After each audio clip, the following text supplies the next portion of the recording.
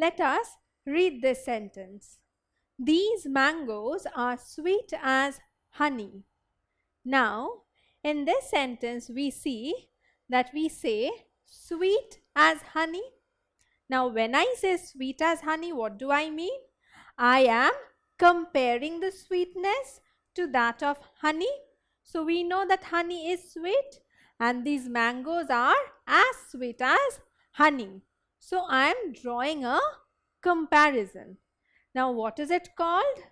It is called a simile. So, what is a simile? Simile is a figure of speech that is used to compare two things and show a common quality between them. It is used to make the description more vivid. So, the use of a simile is to draw a comparison between two unrelated things such that there is a common quality in them and it helps to make the description more vivid.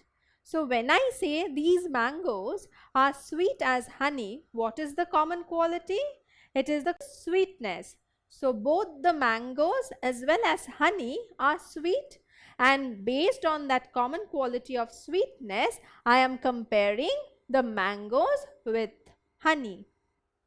Also, we need to note that words like and as are commonly used to make such comparisons. So, we have said sweet as honey. So, here we have used as to show the comparison. I wish I could fly like a bird. Now, here we see the word like.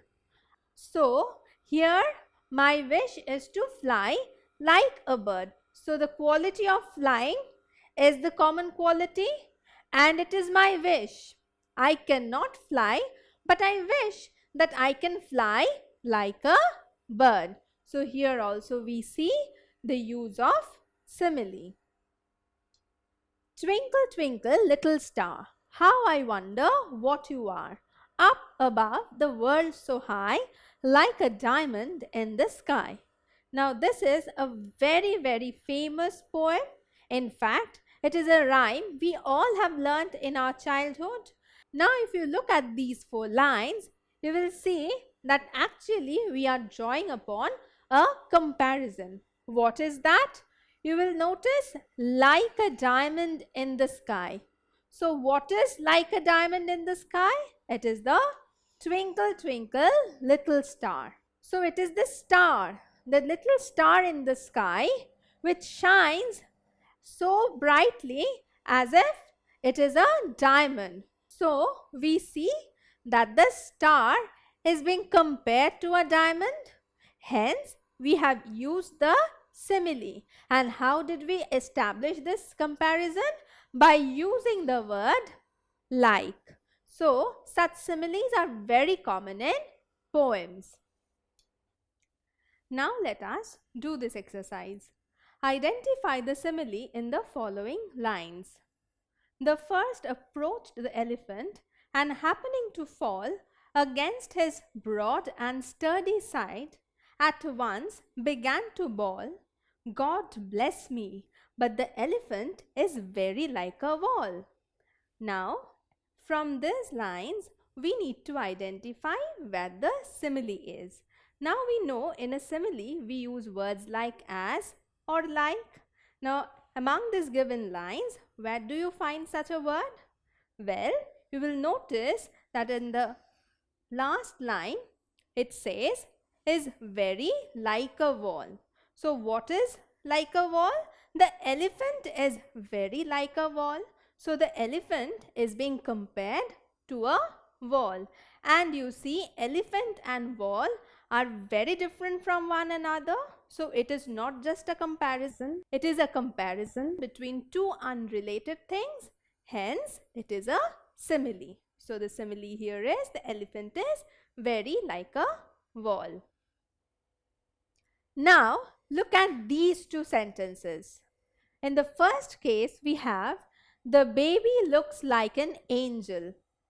And in the second one, we have the baby looks like his father.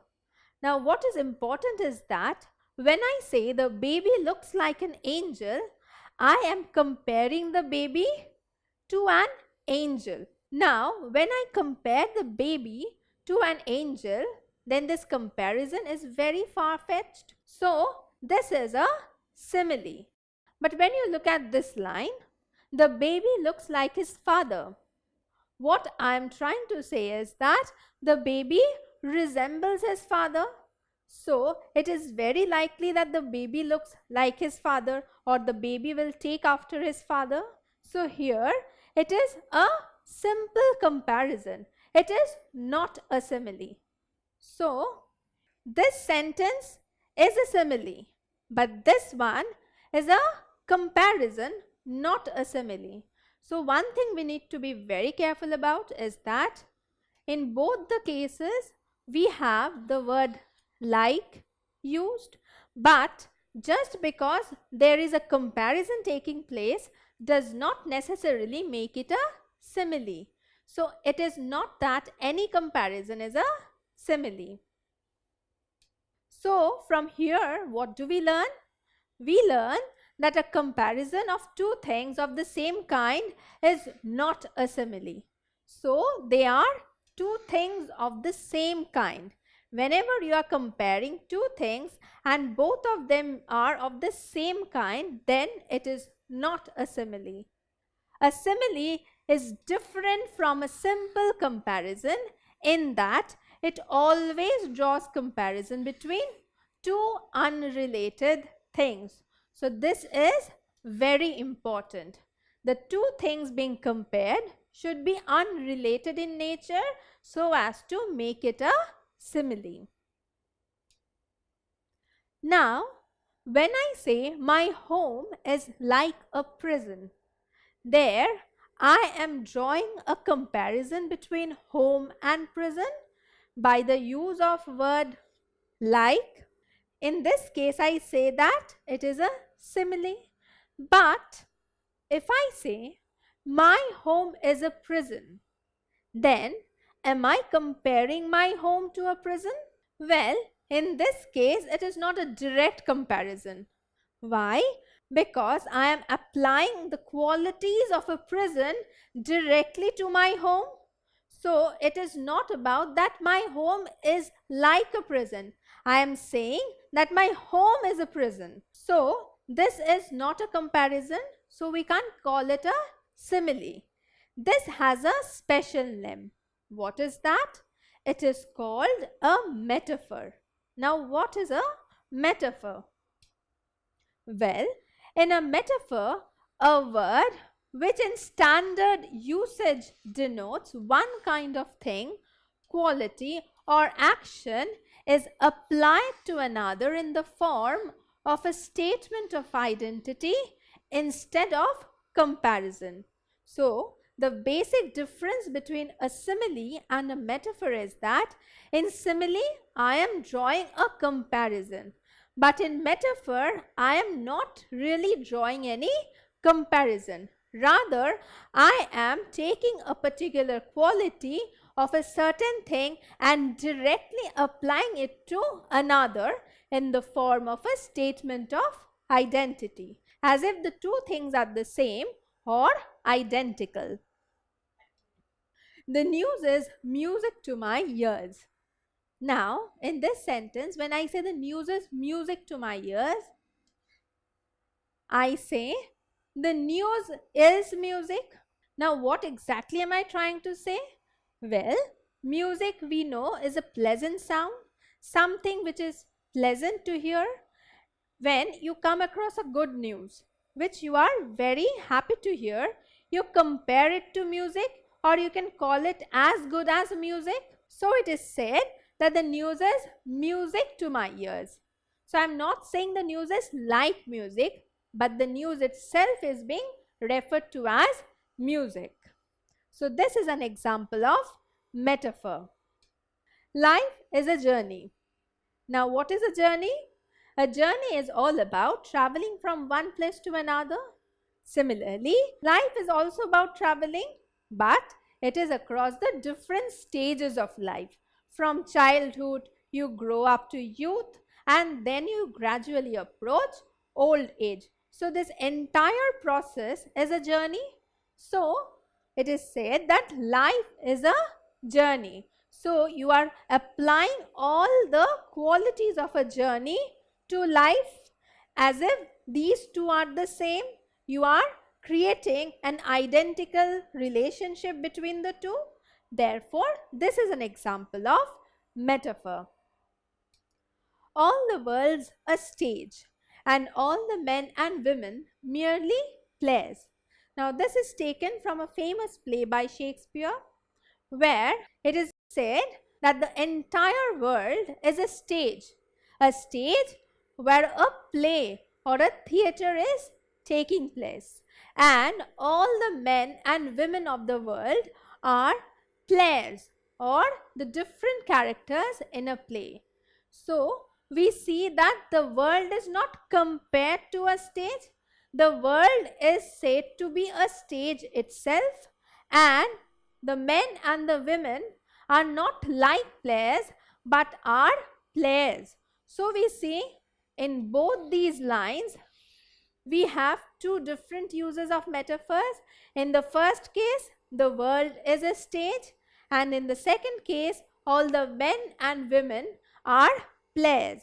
So, we have two uses of metaphors in these two lines where the quality of one is applied on the other. Now that we have learnt about the different uses of metaphors, let us try to solve this. Identify the metaphor in the following lines. The moon's a snowball. See the drifts of white that cross the sphere. Now, in these lines, if you read carefully, the moon's a snowball. That means the moon is a snowball. Now, the moon is not really a snowball, but the poet imagines the moon to be a snowball. So, see, here it is not a comparison, but the qualities of a snowball are being directly attributed to the moon. So, the moon's a snowball is an example of metaphor in these lines. So, today we have learnt about two important figures of speech. They are similes and metaphors. Now, in similes, we take up two different things which are unrelated in nature and draw a comparison between them based on a common quality. Whereas in metaphors, what we do is we do not directly compare two things, but we take up the attributes of one thing and apply them directly to another, such that they both become identical in nature. Now, why are these important? Because both these help to make the descriptions more vivid and expressive by creating images and associations. So, they are very useful in making our language more expressive, be it in our day-to-day speech or in literature. Don't forget to subscribe to our channel. You can also register for free at deltastep.com or download the DeltaStep app to get all learning resources as per ICSE, CBSE, IB, Cambridge or any other curriculum. Over 5,000 amazing lectures across maths, science, English and social science. Our unique interactive video technology keeps you engaged, and our iDictionary feature allows you to quickly revise any concept. Master each topic at your own pace with our adaptive practice technology and 1 million plus questions. Get instant answers and detailed solutions. Be exam ready by taking unlimited mock tests, performance analysis along with actionable feedback, personal tutors to resolve your slightest of doubts. That's not all. You can also win amazing prizes like PlayStation, iPad, watches and many more, along with certificates through our Earn As You Learn program. So at DeltaStep, learning is not just fun and easy, it is rewarding too. So register for free now.